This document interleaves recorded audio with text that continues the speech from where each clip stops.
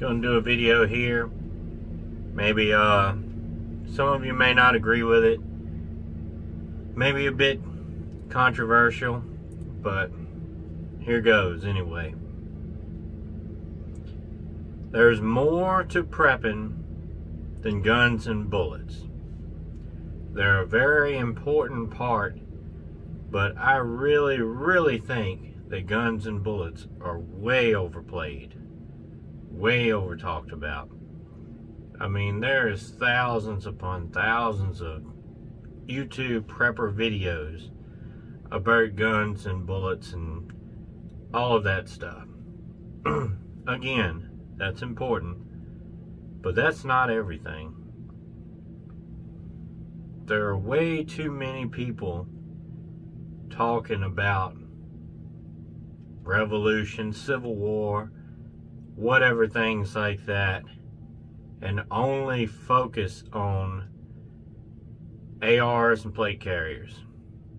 Well, there's a whole lot more to it. If all you do to prepare is stack guns and bullets, you're not going to last very long. You're probably more set up or have a bigger armory than I do. And honestly, you can probably outshoot me 2 to 1. I don't care.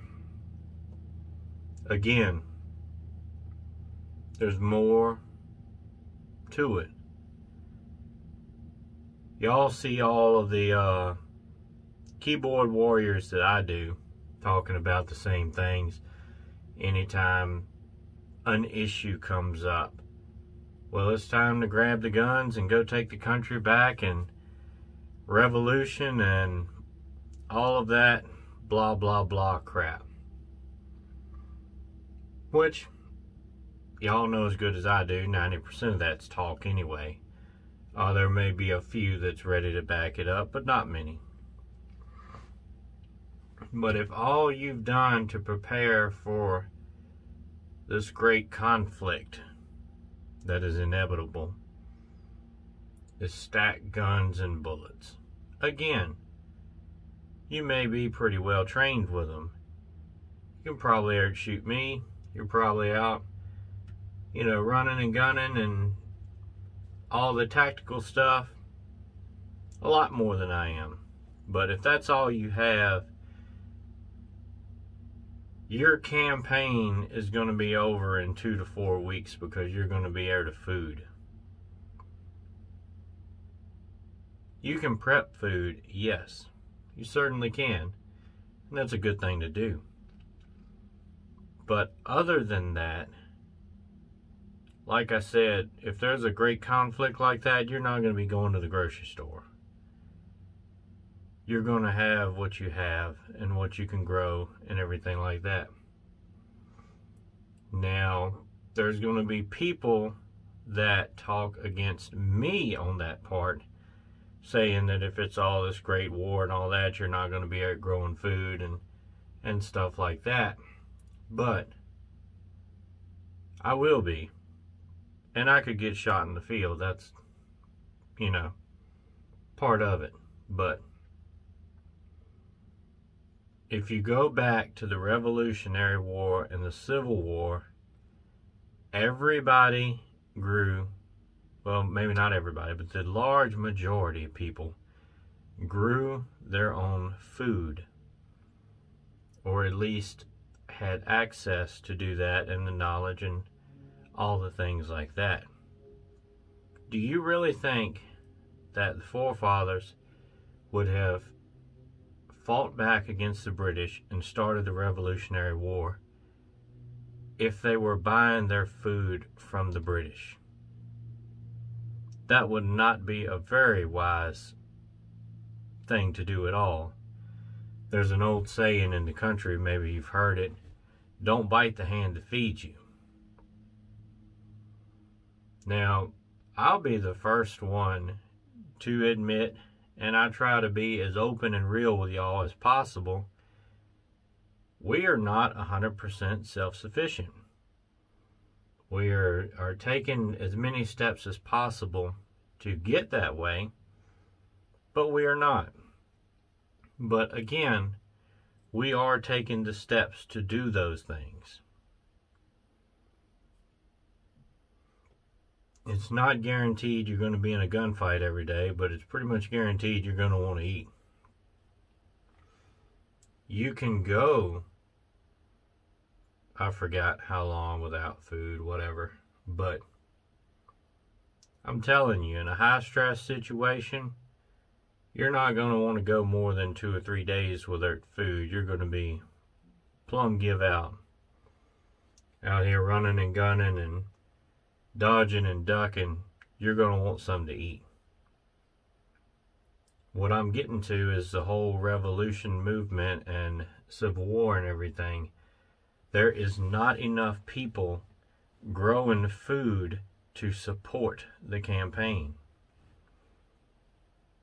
Like I said, even if people like me or whatever are out, fighting this thing if it comes to it, you're still going to need people at home. You're going to need that structure growing and producing food to fund the campaign. Without, and food is one part, but all of the prep things, the medical, the training, the casualty care, everything like that is going to be needed. Without that, it's just another saying we have around here, pissing in the wind. Like I said, I'm not telling anybody not to have guns and bullets. I have guns and bullets. I carry guns and bullets. But that's not all. You can't stop there. Hopefully y'all understand what I'm trying to get out there. But it's just kind of something that irks me a bit, of how everybody thinks a couple of guns and a couple of bullets will solve every problem, when it's not. Far from it. And I've said it before, and I'll say it again, and I've had some people that disagree with me on it, but everybody wants to fight back against the system, right? Again, the way, in my opinion, you start fighting back, and what we're doing, is growing and producing as much of your own food as possible. You control the food, you control the population. This is an age-old tactic. It's all throughout history. All throughout the Bible, if you read that, if you're into that, there are plenty of instances. Most of the time in those days, when they were conquering each other, the bigger force would lay siege on the smaller force, thus keeping them trapped in their little city or area until they starved and either died or gave up. They cut off their access to food and water and necessities.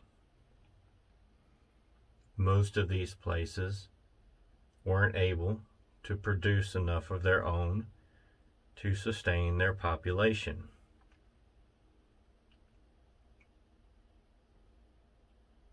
Something to think about.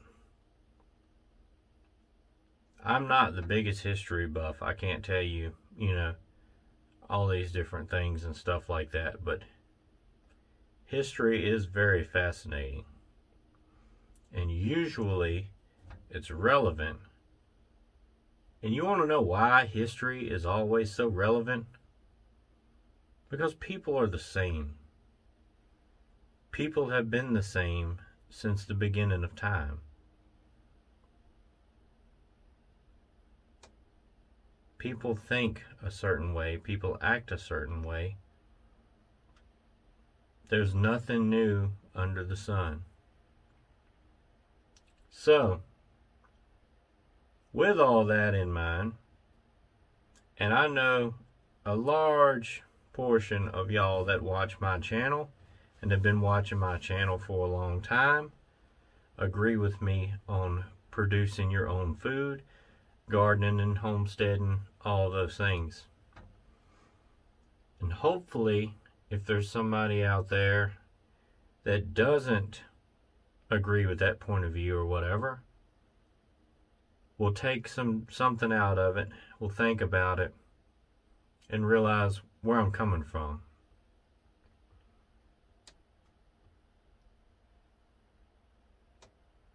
Yeah, again, the structure of resources for the campaign. Jesus said, I can't remember, I'm not good at exact quoting, but Jesus said, if you're going to build a house, you sit down and count out all the cost, or else you'll start halfway through and you'll look like a fool. There's probably somebody on here that can quote that exact scripture, but I can't, but you get what I'm saying. All right. Other than that, maybe y'all have some comments and things like that. Stay prayed up, prepped up, and strapped up. See ya.